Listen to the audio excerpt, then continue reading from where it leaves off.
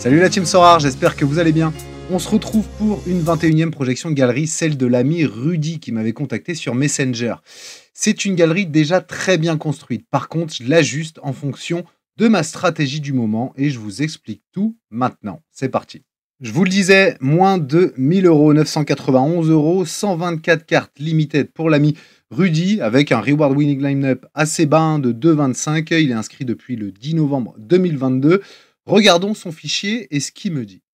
Donc, il a une moyenne par carte de 7,95, ce qui est quand même vraiment pas mal. Il joue en limited, principalement la Champion. Il a pas mal de cartes de Ligue 1, championnat qu'il suit le plus. La U23 est également une compétition qu'il essaye de jouer au maximum. Il joue aussi en contender avec des cartes du championnat croate. Il aimerait si possible faire une équipe in-season, pourquoi pas Liga, car il a quelques joueurs. Il est un peu indécis. Il pense avoir peut-être trop de cartes et pas assez de qualité. Son but, c'est de continuer à prendre du plaisir et essayer d'être plus performant en U23 notamment. Il a 100 € à réinjecter. Son état des lieux confirme effectivement sa stratégie. C'est là où c'est plutôt bien construit chez lui. 651 € en Champion, 27 € en Challenger, mais c'est essentiellement des U23. Et puis en Contender, effectivement, beaucoup en Croatie, et puis un peu en Écosse, en Bundes 2, en L2 et en Autriche. On va regarder comment on peut réajuster ça. Vous allez voir, j'ai changé un peu mon dispositif. En classique, je lui ai mis ça, c'est-à-dire qu'en classique, je suis parti et j'ai privilégié les U23. J'ai construit comme ça 3 équipes U23. Première équipe ici, ok, où il a de la qualité quand même. Il a Urbig, il a Kavlina qui est passé remplaçant le week-end dernier mais que je mets en backup. Il a Formos Mendy, Pavlovic, Smolkic aussi que je mets surtout en backup. Il a Neves, Baturina, Frouk qui est remplaçant aussi à mon grand désarroi. Il a Greenwood, il a Götze et il a Konaté qui est blessé. Je rajoute Rotz aussi qui peut être un bon backup. Il a également Enkam Badio, Bellarouche qui est bien sûr remplaçant à Strasbourg que je mets en backup. Il a Auer, Rensch de l'Ajax, il a Akliouche, il a Engels, il a Merlin également. Il a Ilenikena, Balogun et Moukoko. Donc là, il y a un des 3 qui sera certainement titulaire, notamment Balogun, je pense. Et sinon, il a Edel en gardien ici, Singo, Galezic, Jurizic, donc beaucoup du championnat croate ici, mais que je garde. Il a quelques bons joueurs quand même. Pasalic, Pukstas et Hussein Basic aussi. Balikwisha, qui est blessé bien entendu, Rouvakina, Beljo et Simic. Ça lui fait, je trouve en tout cas, voilà, de quoi jouer une très belle U23 ici, en équipe 1. Une deuxième, vraiment pour la division 2, division 3. Et une troisième, plutôt division 4, division 5. Je trouve ça plutôt bien construit. Bon, je vends juste 2 joueurs, Darami à Reims. Oui, certes, il est blessé, mais je le vends quand même. Pour moi, ça sert à rien de le garder. Et Perkovic aussi, à 1,60. En champion, je lui garde bien 3 champions avec Bulka, Majeki et Lafont. Et puis, il a de belles championnes. Hakimi, Marquinhos, Kimmich, Golovin, Dembélé, bon, il a pas mal de cartes du Paris SG aussi, et ça, je trouve que c'est plutôt costaud. Jiménez, que j'aime beaucoup de l'Atlético. Donc, en tout cas, je réajuste pas sa classique non plus, ni ses classiques champion. Au niveau de la contender, pareil, il a pas mal de joueurs. Je garde vraiment une équipe plutôt orientée Croatie, plutôt une équipe orientée Ligue 2, et il a quelques cartes du Celtic aussi, donc intéressant, hein, notamment des Taylor, des Johnston et des McGregor ici, ainsi que des Maeda et des Kyogo. Je viens les mixer avec les Ligue 2. Et puis, je garde aussi, il a quelques Bundesliga 2. Je fais vraiment une contender Bundesliga 2. Par contre, je vends quand même pas mal de joueurs. Pour moi, il faut se débarrasser de tous ces joueurs-là. Donc, ils sont tous mis ici. Et tu retrouveras, du coup, le total que ça représente en classique. Et à réinjecter, du coup, c'est tout ce que je vends. D'accord? Donc, priorité, vendre, pour moi, certains joueurs ici. À toi, bien entendu, de faire la part des choses et de voir qui tu veux garder ou pas. Mais je dégage juste 35 €, ce qui n'est pas énorme. Donc, ça veut dire que ton roster en classique est plutôt bien construit. Ce qui nous intéresse, c'est plutôt cet onglet-là, avec la in-season. Je suis parti, plutôt que sur de la Liga, je suis parti vraiment sur 3 équipes en champion. Pourquoi? Parce que tu as déjà des joueurs. Abdelli, Sanson, bon, Laborde, Mofi, Guessant. Ici, tu en as 2 blessés. Mais sinon, tu as Beraldo. J'ai vu que tu avais Klaus. J'ai vu que tu avais Dante. J'ai vu qu'effectivement, tu avais Silva aussi, Rui Silva du Betis. Donc, en in-season, déjà, je viens juste remplir avec des gardiens ici. Donc, Oblak, qui a toujours pas repris sa place d'ailleurs à l'Atlético. Ça ne saurait tarder, je crois.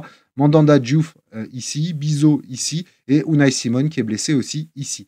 Et par contre, je viens vraiment étoffer, d'accord, tes 3 équipes championnes. Et ça, je trouve ça intéressant, avec des joueurs qui ne sont pas forcément très chers, que j'ai pour la plupart, et qui pour moi peuvent apporter au moins des box. Et on sait que les box en champion, tu vas aller chercher de l'essence, et donc avec l'essence, crafter et potentiellement pouvoir améliorer ton roster.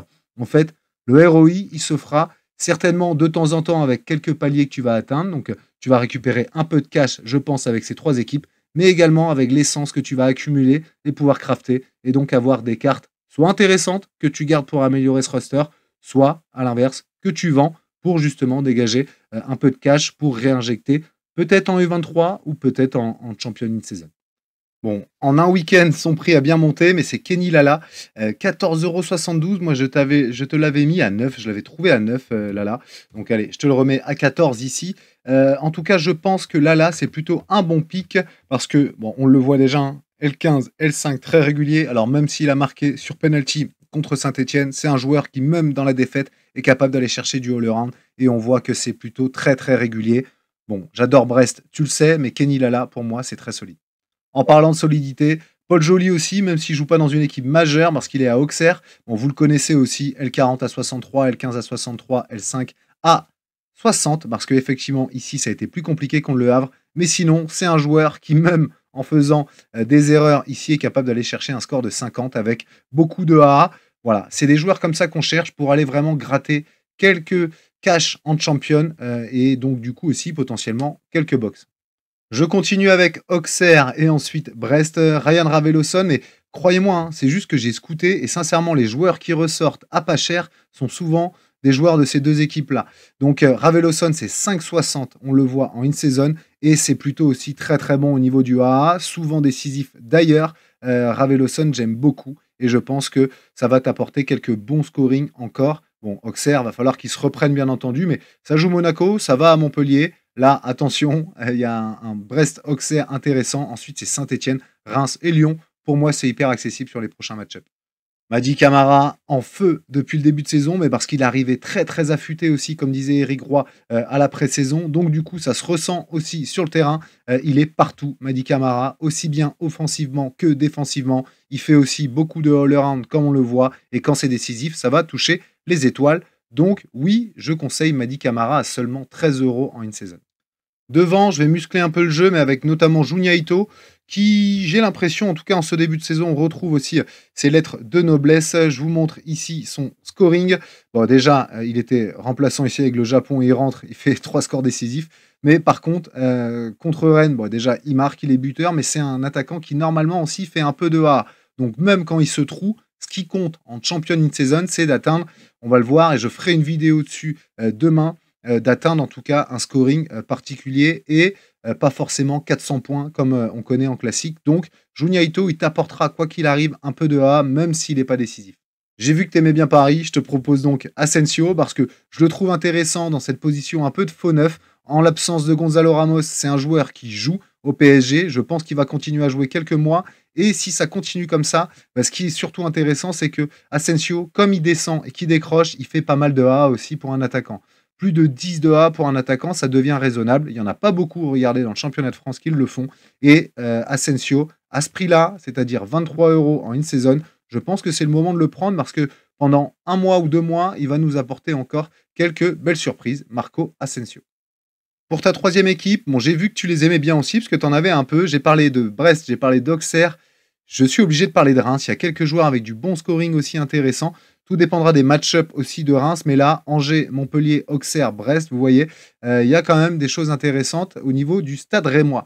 Donc, 9 € pour Agbadou. Pareil, défenseur qui est capable de faire de très très bons scoring. On le voit ici, 55 de AA, 41 ici, 20 ici. Bon, c'est un défenseur, effectivement, qui peut, sur une game week, t'apporter pas mal de points, je trouve intéressant. Autre joueur hyper intéressant, mais surtout pour son prix, c'est Marshall Mounetsi à 3,32 seulement en une saison. Marshall Mounetsi, c'est très régulier aussi au niveau du A pour un milieu. Vous voyez, ça tourne depuis le début de saison à quasiment, allez, 20, on va dire, si on arrondit par le haut, de AA sur certains matchs. Donc, intéressant Mounetsi, imaginez quand ce sera décisif. Ni de Brest, ni de Reims, ni d'Auxerre, mais par contre un talent hors norme, Magnès Akliouche, que j'adore. Oui, il est à 18 € en une saison, mais par contre ça apporte un peu de qualité. Ça y est, je pense que du côté de Monaco, ça prend sa place. Pourquoi? Parce que d'une, ça joue les 90 minutes sur les derniers matchs, et puis regardez les scorings. C'est un joueur qui provoque, qui est hyper intéressant, qui est fin aussi, je trouve. Donc Magnès Akliouche, je pense que en une saison chez toi, ça te ferait énormément de bien. Et pour les attaquants, on retourne du côté de Brest et on retournera du côté d'Auxerre avec Ayork ici à 7 € uniquement. Je pense qu'Ayork, notamment sur son dernier match ici, je l'ai trouvé très intéressant. Il va s'affûter au fur et à mesure, il participe au jeu, je l'ai trouvé très bon en pivot contre Saint-Etienne. Alors oui, ça dépendra des match-ups, mais bon, on voit son dernier score, il a marqué en plus, c'est ce qu'on lui demande. Je pense que c'est un joueur qui tournera à 10 buts dans la saison, donc il y a moyen que sur certaines Game Week, il t'apporte beaucoup de points. Et lui aussi a marqué le week-end dernier un petit bijou d'ailleurs de coup franc, mais il est à 5 € seulement en in-season. Gaëtan Perrin, on le voit là, c'est aussi un attaquant qui fait du AA. Il tourne quasiment à 20 de AA en moyenne.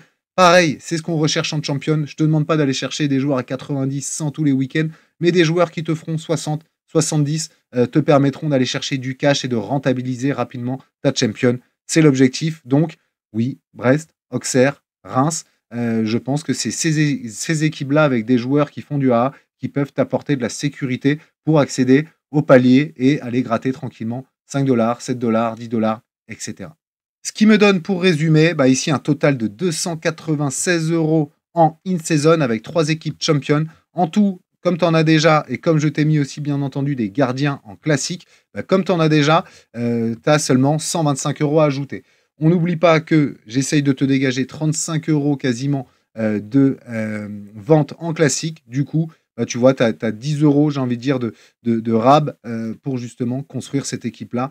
Moi, je la trouve intéressante. Vous allez voir, j'ai une vidéo qui va sortir lundi ou mardi, je pense, où je parle des rewards en Liga, en Bundesliga et en PL en spécialiste. Et on voit que ouais, ça y est, c'est les in-season qui prennent le dessus. Les classiques, si vous n'avez pas les GOAT, etc., je ne vois pas comment vous allez pouvoir rentabiliser les classiques. Donc oui, les in-season, c'est le moment d'y aller tout de suite dedans.